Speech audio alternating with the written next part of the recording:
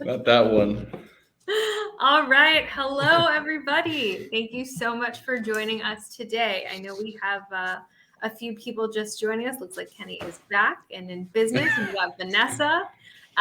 So we are here today, and I think maybe let's give it another second or two, but maybe we can just, oh no, we lost Kenny again. Maybe we can just do a quick intro for those who are just tuning in again. So Alejandro, I'll let you introduce yourself first. Who are you? Hello, I'm Alejandro. I'm on Sandra's team, and we essentially help e-commerce businesses grow with Triple Whale. And we meet with beautiful customers like yourself every day and help them grow with data. Amazing. Amazing. Am I next? Yes, you're next. You are next. Infamous introduction. Sandra, I like to talk marketing, have lots of marketing experience. So yeah, we meet with businesses and help them with their growth marketing anywhere you're stuck with your data. And I love this webinar where we get to answer questions in real time. Awesome. And I'll give a quick intro to myself. So hi, I am Raquel, and I'm a customer success manager here at Triple Whale. I join you all from the Columbus office today, which is very exciting. I'm normally in my little hut in Chicago. I'll call it a hut, So excited to be here live and in person today. Guys, I just actually got off a call, and I feel like I keep getting this question, and maybe one of you can help me, which, in turn will help everyone else. But, when it comes to really pulling levers across platforms, what's the best attribution model to be looking at? And just how, I appreciate that you're both laughing. Take it away, Alejandro. Oh man, I mean, quoting directly from Sandra, there is sadly no silver bullet for attribution. It more depends on the case that you're trying to find out. I mean, we obviously separate it by case. So when you're looking at prospecting, you use first click, retargeting last click, and then the others to measure revenue and marketing impact. But I have discussed this with Sandra, and there is a prevalence of view-through data more than before coming through.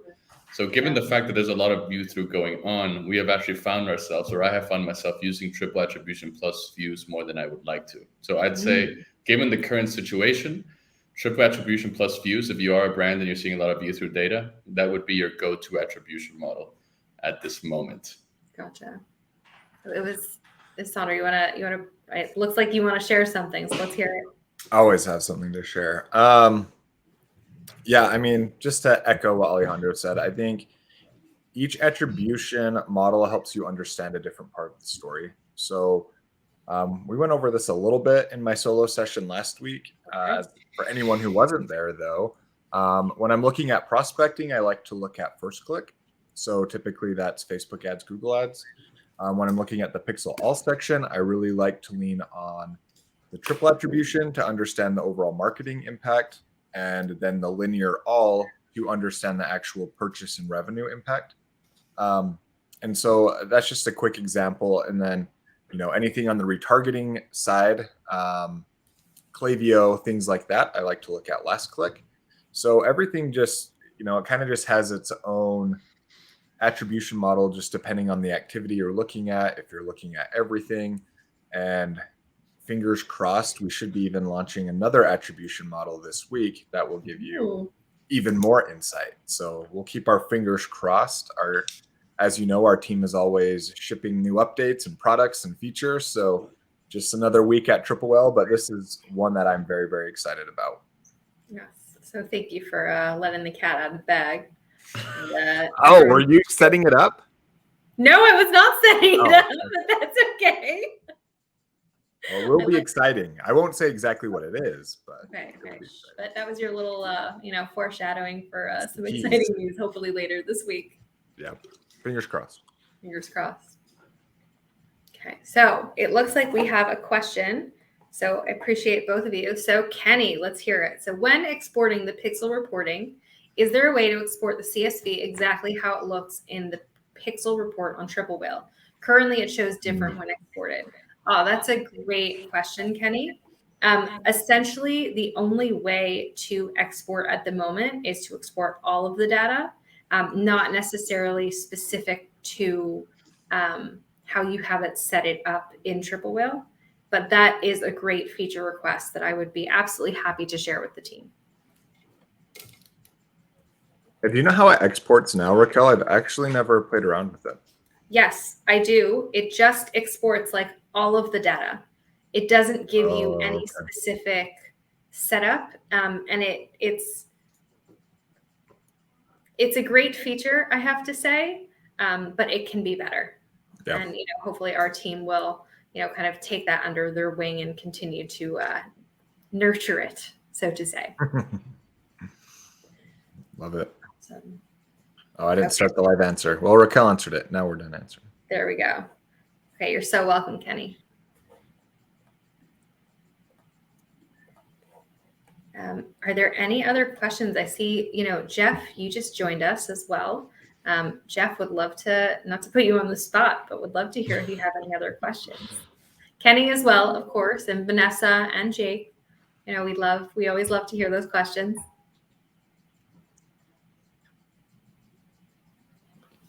I guess in the meantime, so I'll share kind of the little bit of a follow-up question to what I mentioned just previously. I was talking to a customer last night, and he asked a really good question of like, how do I honor the entire customer journey to purchase? How do I pull the levers in the right way to really honor that journey? And I was a little taken aback by that question because I've never heard it so eloquently put. Like really honoring that journey. Do you guys have any like insights you can share on like when you're actually pulling levers, like how do you honor that journey? That's a broad question. What does honor mean? Like what is meant by the word honor? Great question. Extract value as much as possible. Extract value, but also really be able to understand kind of those, let's call them like the middle of the customer journey touch points, right? When we are looking through triple attribution plus Facebook views, or just triple attribution, like how do we, or how, not do we, but how do our customers really, kind of pull levers of like spend, whether it's scaling up or scaling back, like how do they kind of digest that to make those decisions? Does that make sense, guys? Yeah, it makes sense. Should I pull up an account and we can go through it? I would love that. All right, give me one sec. Is there anyone in here who wants me to pull up their account and go through it? Ooh. Doesn't seem like it. If you want me to, you just let me know. Jeff is typing. Maybe he's going to say yeah. Let's see.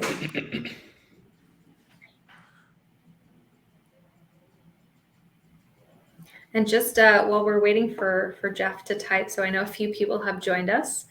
We're about to dive into a question, but please feel absolutely free to share your questions, and we will kind of follow up and go through them because at the end of the day, you're here with two of the best brains in Triple Whale. I'm not talking about myself. And we really love to tap into their brains to be able to help you guys. So that's kind of the what we're here for. Two of the best people in e-commerce marketing is what you were saying. Yes. That too. All right. Yeah. I was looking up Jeff's. Sure. Ellen. Okay. I appreciate you allowing us to put you on the spot, Jeff. Ellen.com.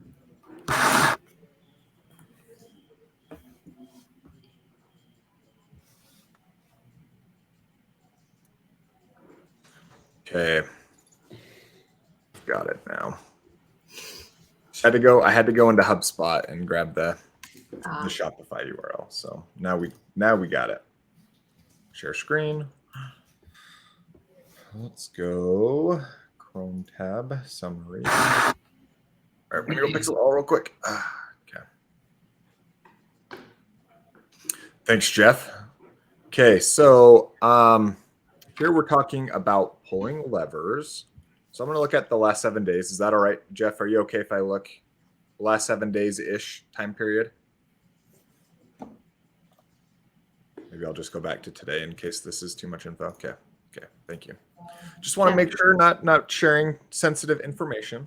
Okay, so in this specific case, right now I'm looking at the pixel all section. I do have it set on first click. I still, like I said before, I like linear and triple attribution.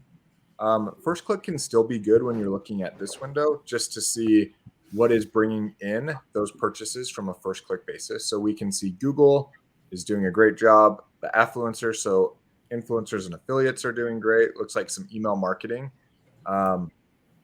This will fully be dependent on when the pixel was installed and based on the date range we're looking at. We obviously know most people don't come into an email list organically from a friend sharing an email and then they sign up for it. That's a very rare exception there. So yeah, this is what we're looking at here. Raquel, do you want to look in the back end on the Facebook UTMs while I go through this? I'm curious why we don't have any Facebook first click purchases. I do see Facebook's conversion value. Let me just look real quick at triple attribution plus Facebook views and see if that pulls in. Oh yeah. So it's a lot of view through, it looks like. Yeah. Okay. So good. This is a great example for us to look at. So as we've previously mentioned, triple attribution is going to give 100% credit to any platform or any channel that assisted in a conversion. So if a customer had 4 touch points along their journey before they purchased, we're going to give Facebook credit, Google credit, Klaviyo credit, Attentive credit. That also means we're going to count that as 4 different purchases, and we're timesing that conversion revenue by 4. So it is going to be overinflated on that front, but I do like it because we have this order overlap column, and so it really starts to help me understand more or less the marketing impact. So we know our purchases and conversion value are inflated, so just remember to keep that in mind. And I obviously went to triple attribution plus views because as Jeff said, 90% or a high percentage of the revenue being counted is view through conversion revenue. So this is a perfect use case for the new attribution model that we're working on, and we can also get some good data from it. I do see we have the triple survey set up, which is also great. So Raquel, have you seen are the UTMs good? Yeah, sorry. Yes, UTMs are good on both Facebook and Google. So all is good. Okay, Jeff. Yeah, this is quite the adventure then. Okay, so what? Yeah, this is just painting a pretty clear picture. I'm going to look real quick at linear. What this is going to help me now do is I can see 1,800 purchases here, 658,000. I already know I'm going to lose about 20,000 in conversion revenue through view through. But we're going to see a bigger drop to both of these numbers now as we go to linear. And this should reflect more accurately to what you're seeing with your Shopify orders. So yeah, I mean, more or less, we did cut the revenue in half here, and the orders in half. So this is a pretty big drop. Typically, I'd say the average I normally see is about 30, about a third, 33% to 35%. So this just tells me in the account that I just have a higher order overlap. So to me, a lot of other channels are impacting the overall purchases, which, isn't good or bad. It's just data, letting us know that it's important for us to have a lot of different sources going to help nurture. So I haven't looked at like what the website is or what the product is. I can look real quick at AOV. So this makes sense. It's a much higher AOV. Which typically means there's a longer buying cycle. So great insight on that front. And so it's good to see it supports. So yeah, anytime you have a higher AOV like this, just realize it is going to take more channels to lead to a purchase. So I'm going to look at Google Ads real quick. Jeff, I can see you're typing. Are there any questions around this right now, Raquel, before I go? No, that sounds good so far. Okay. So I'm actually going to remove that add URL, but this is where Raquel went to make sure the UTMs were set up correctly. So I actually went into the back end on admin. Oh, okay. But one thing I am seeing here that, Jeff, is important, not necessarily for our tracking, but it looks like you're utilizing other UTMs for tracking, is it looks like you do have 2 question marks going on throughout the actual UTM. So from our perspective, we're going to be able to look at that second question mark, which actually kind of works out in our favor because it happens to be that our tracking is after that second question mark. But I would say or if I had to guess, you're probably having some Google Ads tracking across any other platform that you may be utilizing. So just one thing to keep in mind there. Sandra, can you just hover over that second question mark just so that we can kind of show Jeff? So what you would want to do, Jeff, is actually go in and edit these. And instead of there being a question mark, you do want there to be an ampersands, just so that all of this is being taken into account kind of across any other channels that you are working with. Yeah, great catch. Thank you. Yeah, there's the first question mark. So Yep. Okay, great. I'm going to remove that column because it takes up a lot of real estate, but it's a cool column just to make sure everything is set up. Jeff asked, what does that mean? Great question. So essentially when it comes to just, again, I'm not a developer, right? This is in layman's terms. It might sound a little silly, but essentially the way that computers speak to each other and can comprehend one another, one of the ways that they kind of, I guess, a piece of their language is that question mark. And when there are multiple question marks in a URL, computers don't understand that they should be looking at both of them. They only look at that last one. So whatever tracking you have before that second question mark that you may not be utilizing for a different, or specifically for Triple Whale, but might be utilizing for a different platform, that just might be something that across platforms potentially is having some issues. So I don't know if you're seeing issues on whatever other platforms, but that could be an issue potentially. Yeah, Jeff. So I'll just put in it's too long. But I did put the ampersand on the end of that. So where that question mark is. So great job explaining that, Raquel. Thank you. Thank you. In my layman's terms. Oh, that's good. Okay, cool. So looking at Google now, I am looking at a linear all. Like I said, I like to use first click here. And so keep in mind, anytime we change our attribution models, we don't actually update the order overlap. So that's only going to be based on data in triple attribution. So just keep that in mind. These percentages aren't going to be accurate now since we're switching our purchases. But what I like to look at here are my new customer metrics. So I'm looking at new customer ROAS here. Then I'm going to cross-check that with my new customer CPA, with my new customer AOV. And then I want to look and see what ratio of my purchases are new customer purchases. So this is the NCP, that means new customer purchases. One thing to just clarify, anytime we say new customer, we're pulling this directly from Shopify's API. So Shopify will tag a new customer with the new customer tag. We're pulling all of that data in based on that tag. So you can even see over here, we have new customer conversion value.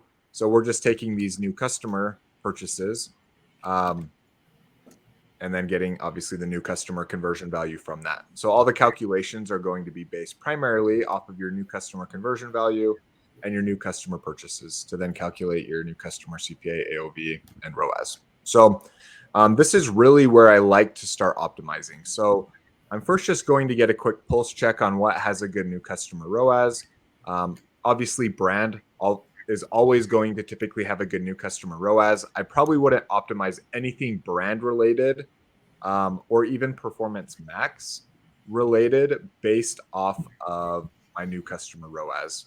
PMAX is a little loose right now. We do know there's an influence in branded with PMAX.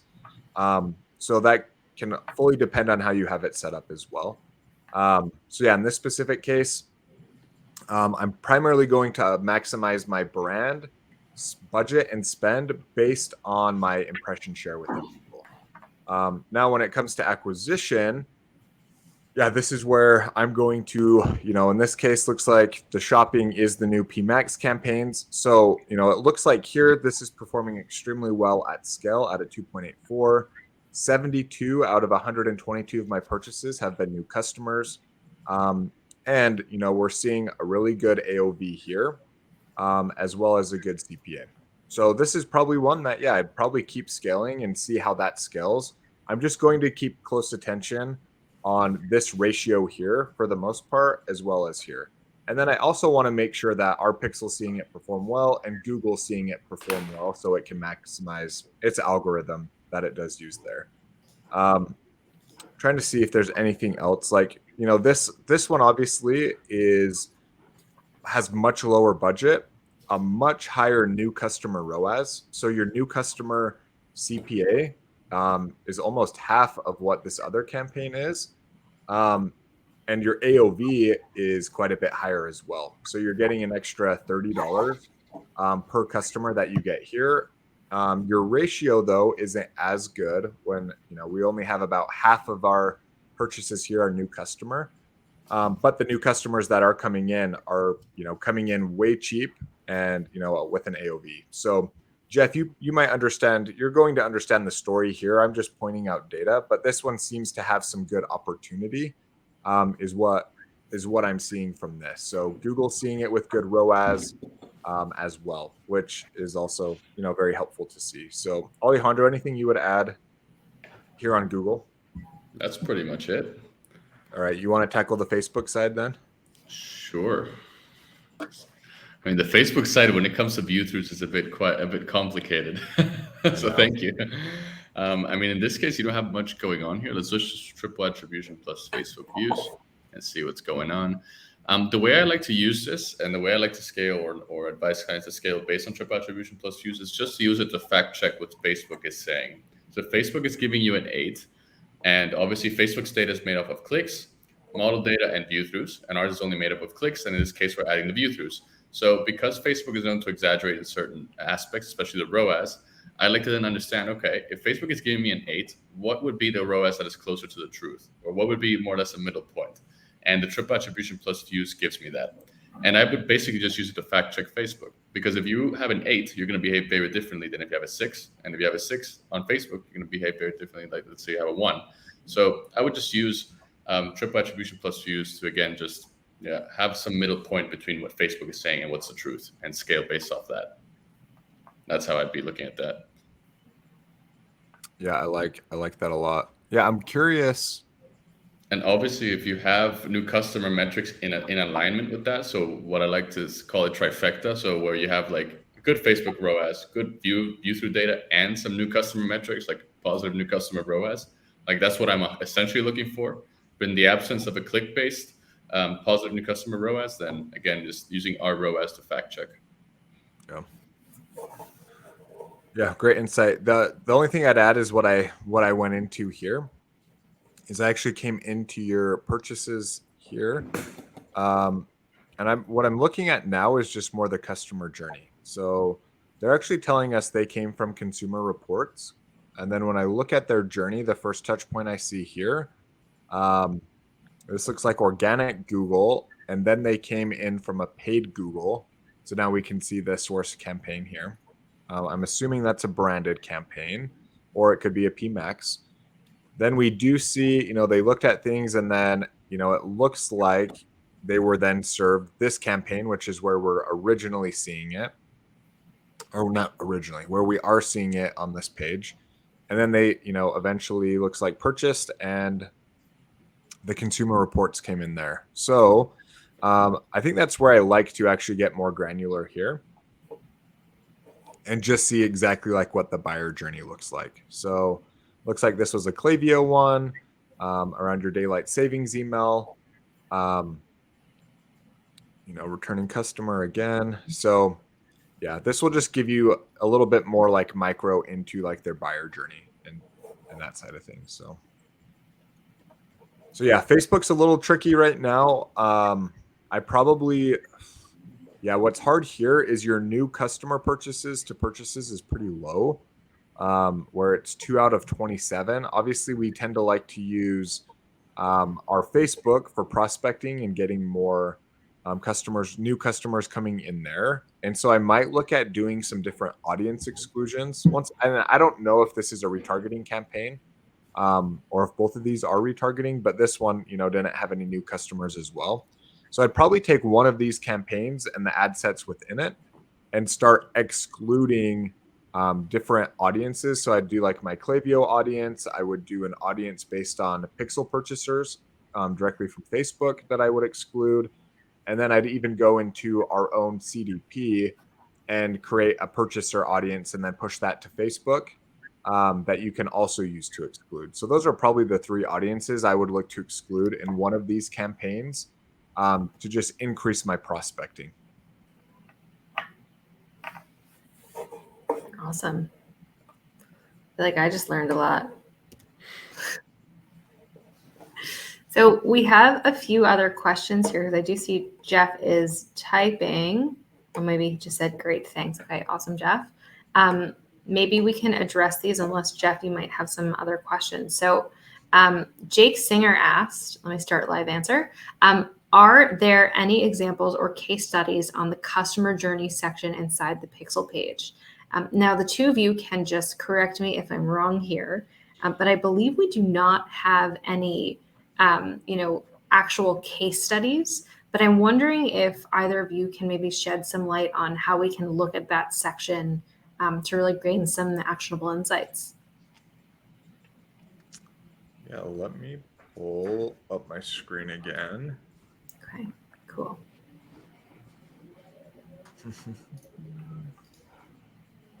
Alejandro, you want to answer this one or do you want me to answer it? We can tag team it because I only mainly use it for one thing, and I just use it to judge the immediacy of the platforms. That's pretty much what I use it for, and I'd love to be enlightened here as well.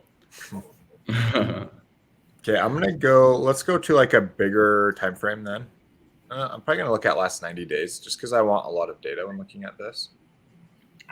So my understanding of how this works is within 2 days and 4 hours, 84.75% of our purchases from Google are happening within 2 days and 4 hours. This is the conversion value associated with our Google over the last however many days within that time frame. So you can see here we're taking that percentage, right? So total from Google, we're seeing $662,000 in conversion value. Within 2 days and 4 hours, we can see a big chunk of that actual conversion value, and total purchases are coming, in that time frame. If we add another 2 days, so 4 days now total, adding 2 days plus 2 days, we're getting another 10%. So more or less, we're saying from Google, 95% of our purchases are happening within 4 days. So, a very, very, quick cycle, which actually goes against what I was saying earlier. So good to see that. And Google is more bottom funnel as well. So I think it's fair to call that out. People who are searching and looking to buy on Google tend to have more immediacy. So that's what I mean by bottom funnel. And then we can kind of keep going through another 2% here. So now, 2.8%. So more or less now 98% of our purchases are happening within 5 days. 5 days and 11 hours is what we're showing here. So a pretty quick time to purchase on that front, where Facebook, we're only seeing 4 purchases. So that's skewing a lot of the data. We're not pulling in any of those view through conversions. So that's what's happening on that side, Jeff, right now. The other thing I like to look at for customer journey is what I just showed, where I'm actually going into purchases and then looking more micro to see how customers are engaging and how they're acting. So that would be the only other thing that I would point to as well, and just kind of combining both of those data sets to really understand your customer's behavior and how long it takes them to purchase. Awesome. Anything else you'd like to add, Raquel or Alejandro? The one thing that I do just want to add specifically when we're talking about customer journeys is that this is actually looking at a very specific set of data where, as Sandra mentioned, we're not pulling in any of that view through because all of this data is based on what our pixel is actually picking up. Yeah. So just a one clarification there as to why that is the case. But aside from that, that was beautiful, Sandra. As always.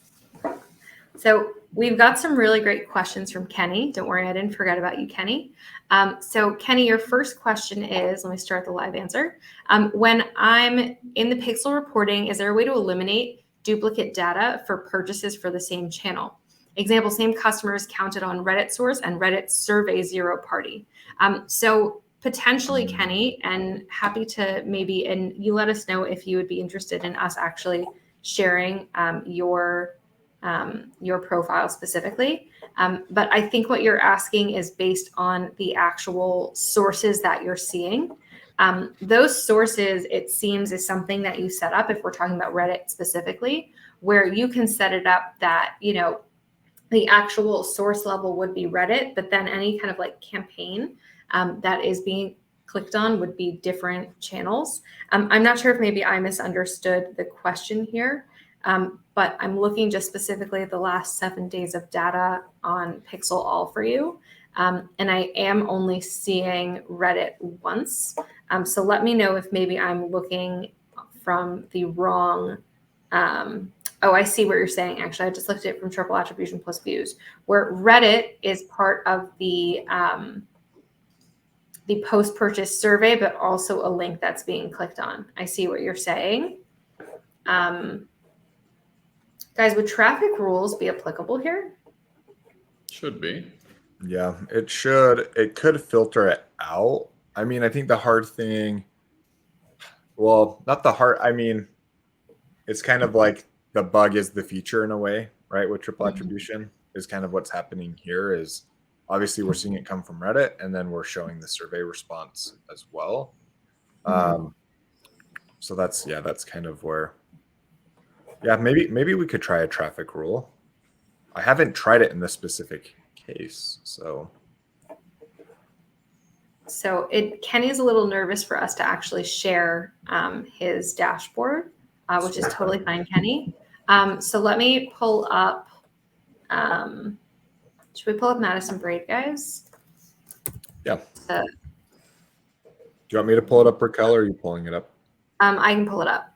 Yeah. I've basically got it here. Okay, one sec, we'll let it load. And we want to go here. Okay. Share screen. Here we go. I just want to do entire screen share. That might be a little living dangerously, but we're going to do it. Okay. So basically, I am currently on one of our test accounts, right? And what we're going to want to do is actually go into Pixel, and you want to go into traffic rules. So based on what you're saying, what you would want to do is, and Sandra or Alejandro, let me know if, let me actually add a condition. What we'd want to do, no, that is not what I wanted to do. Just kidding. I want to add a new condition altogether. Here we go, add rule. Okay, what we would want to do is actually add a rule, and we could do it where the condition or the refer. And in this case, I think, keeping Reddit in mind, we would want to do contains Reddit. And what we can do is actually assign it to channel or choose to exclude it or ignore it. And I think, and again, this is not this is not your account, so it's not going to pull up the same. But I believe we do have the capability. I think it was like refer by a friend. Yeah, we would be able to actually kind of assign it so that it is being clumped into one section. And in this case, it would be Reddit from your post-purchase survey, right? So that it just shows up as one line item instead of multiple line items. So that is possible. That's kind of, I would say that's probably the best way to go about doing that. I hope that helps. There we go. And then there was a second question from Kenny. Hold on, let me actually I'm done answering. Would one of you mind just reading the second question that Kenny asked? Yeah. Can SCDP export audiences to PostScript if script is connected to TripleWell? So great question. So we can't automatically, kind of integrate it the same way that we can with Facebook data. But what we would be able to do is actually export it to CSV, and then you can pull that information and then upload it manually to PostScript. So there's no like actual integration, but you can utilize that data to really understand what's going on in PostScript. Perfect. And we've got one more from Kenny. All right. So Lastly, oh, you got it. You got it.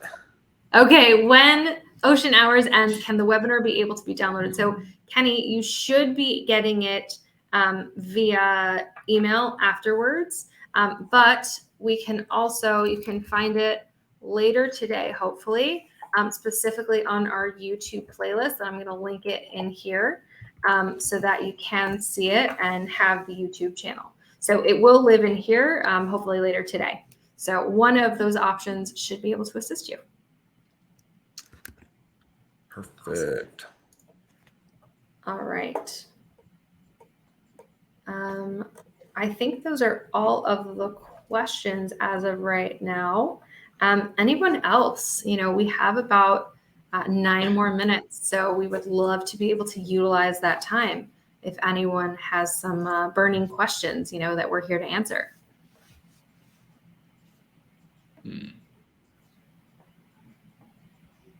Alejandro, we're happy to hear your burning questions too. I'm thinking.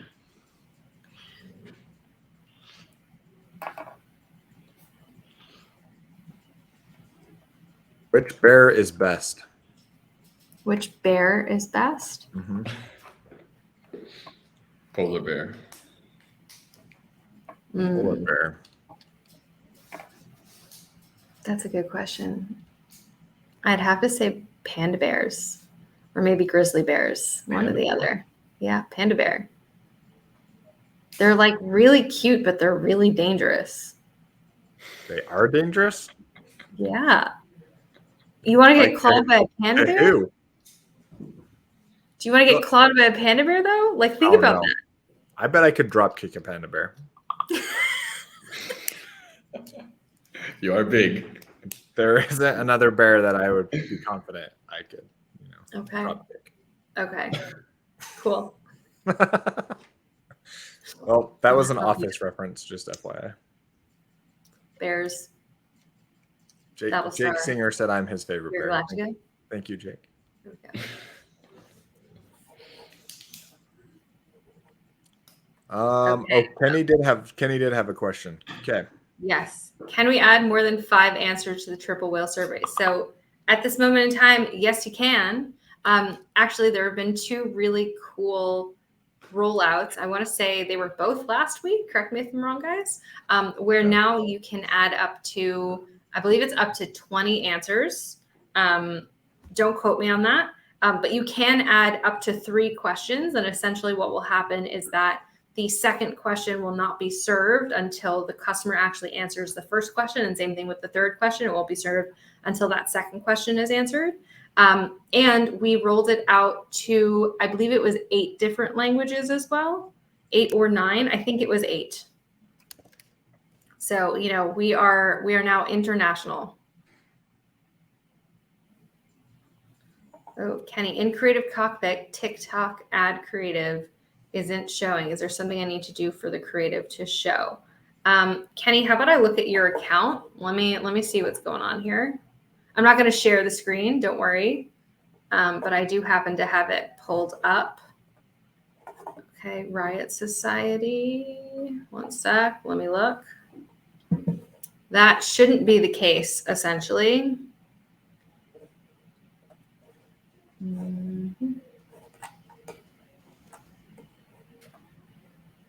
I see TikTok is connected in the back end.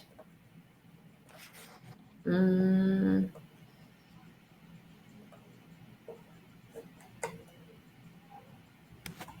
interesting.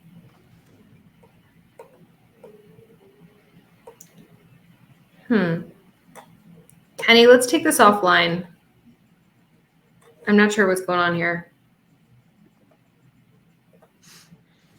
Raquel will get to the bottom of it. Yes, I will.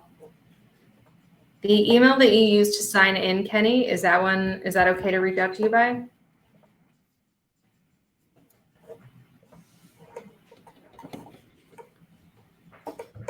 Yes. Okay, perfect. All right, I'll reach out to you after this. Something looks a little funky. Sometimes funky is nice, but in this case, it's not. Okay, awesome. Can you walk through how to use the Insight bundling? Sandra, you want to share screen? Or Alejandro, you want to share screen? Let's have Alejandro rock this one. Sure. What store? Should I just use Madison? Yeah, just use Madison. Let me log in real quick. Give me 1 second. Here, do you want me to just pull it up? Yeah, that'd be great. I don't have to go through the whole HubSpot stuff. Sure.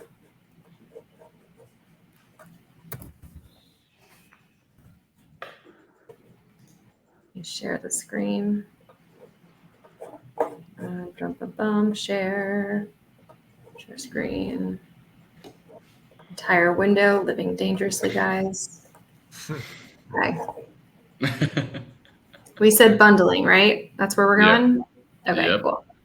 So basically bundling, unlike product journeys, bundling just detects or just shows you what are your most purchased products in a combined fashion. So product journey is all about sequential purchases. So a person that purchased one and then purchased the next after. And then bundling is all about people that bought two things at the same time. So basically at first, we're going to display your top 3 bundles. So the ones that we detect are most commonly bought together. And the first thing you can do with this is obviously if you're not presenting these bundles as upsells on your product page, upsells on your cart, or maybe even post-purchase upsells, that could be a test that you could immediately run and use that information straight from the get-go. But besides those top 3 bundles, you can then go to the top products on the bottom left and start to see what products people are buying with your top products. So if you hit, for example, let's just keep with the top knot ponytail holder. Sure. Let's expand the products to compare to like 5 or 6. Or do you guys have a specific number? I like to stay at 6. Do you guys have any? Sometimes I get crazy and I do all 15. What? Jesus. All right. So basically how you would be able to read this, and I still to this day, I'm learning how to read this. I ask Raquel every 3 months how this is read. This is how I've been reading it. So the first thing you have to look at is that single. So basically the single top knot ponytail just details and tells you just the people that bought one. So it's saying 61% of the people bought one only. And then if you go to the other, that orange bar, it's telling you 14% bought something else with it. And then that 14% is what the blue bars are. So it's just the dark blue. So that orange bar is made up of all the dark blue. So if you want to see what is actually in that orange, you can then go to the dark blue. And the dark blue isn't going to tell you that in detail. So 2% bought the hard headband Lulu, then 5% bought the dry shampoo, and so on and so forth. On top of that, you have the multiple column, which just tells you people that bought the same thing twice at the same time. So if you're seeing that people are buying the same thing twice in high amounts, let's say you got 20% of orders doing exactly that, you can definitely experiment with creating an actual bundle for that. Or again, an in-cart upsell, product page upsell, post-purchase upsell. And you can also experiment with adding a add-on to your site, like Amazon has like a frequently bought together or buy this with or pairs with the other products that you see displayed with the dark blue bars. Awesome. That was perfect. Thank you. Raquel, do that. Do your crazy and go all the way to 15, and we'll see that other become pretty minimal. If not, I don't know how many products Madison has, but it could. So it looks like that just the actual, thing became other, right? Became smaller, right? But if we look, we've now expanded to see up to 15 different products, right? To be able to say, like, when someone buys a top knot ponytail holder, here's the other product that they're checking out that's in their cart at that checkout. So this just kind of gives you that high level overview of like, what are your customers buying? And also kind of taking a look at the yellow versus the light blue, like what quantities are they buying this specific product in? Yep. Cool. It's a cool thing about bundling that Product Journeys doesn't have, that it tells you the actual amount and not just a percentage. Correct. Awesome. All right.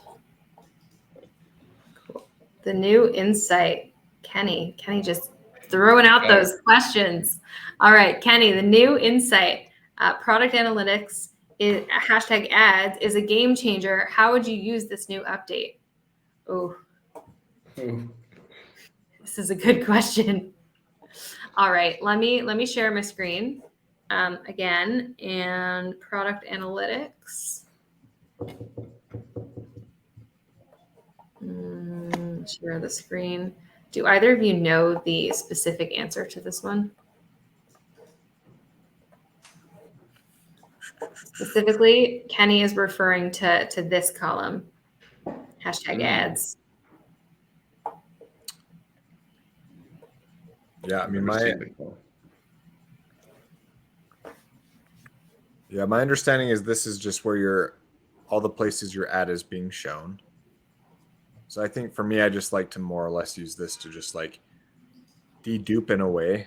I probably don't use this section as much other than to like dedupe that way. I mean, the cool thing is though, you can see your different spend. I mean, if you can go back up to the top, Raquel, the columns it has. So yeah, I think, you know, the overall product ad spend towards this, the ROAS, conversion value, those things. It is very much like aggregated data. So I think really for me, what I love to use this section more for is like contribution margin, you know, based on this pace, when are we going to run out of the product, different things like that. So this is more just to like dedupe is what I like it for. I don't know if you guys have a different perspective here. I have to say this is the first time I've gotten this question on this specific column. So thank you, Kenny. The one thing that is pretty cool about, you know, this feature is the items in inventory, just to kind of like highlight something cool. Items in inventory versus out of stock date. So items in inventory, we're actually like looking at your inventory and just giving you an understanding of like, where is that holding, right? And then the out of stock date, we're actually calculating based on the trend that we see in the past 30 days of selling of this specific product. If you continue to sell at that rate, here's when you would potentially be out of stock. So this is just like one cool feature to kind of help you better understand, like, when do you potentially need to reorder?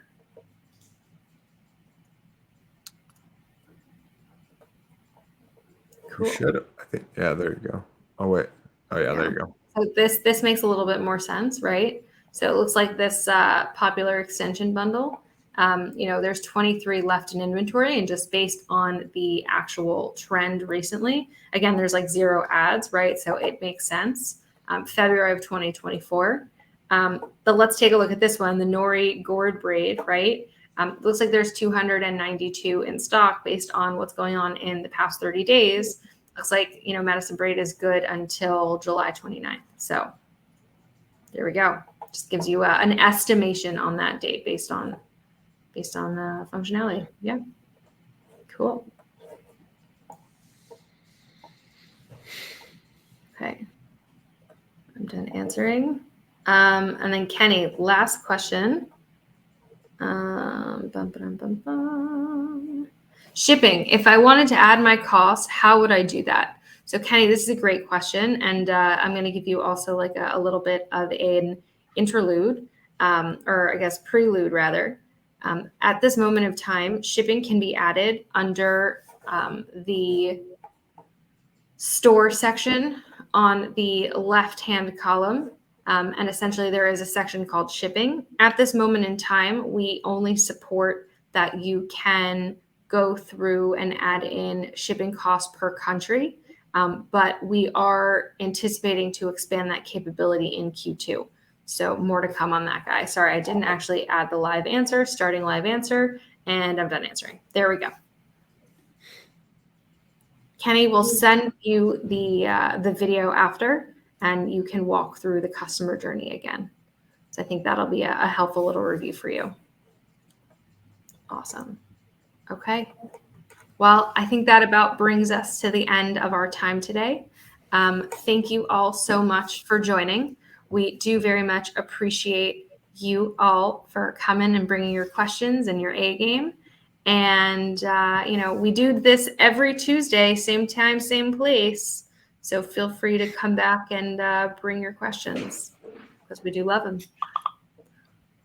All right. Thank you to my lovely friends, Alejandro and Sonder, for, as always, being lovely co-pilots on this ship or this, into deep waters. There we are. Submarine. The submarine. There we go. Thank you. Even so good you're finishing my sentences. All right. Thank you, everybody. Have a good one. Bye. Bye.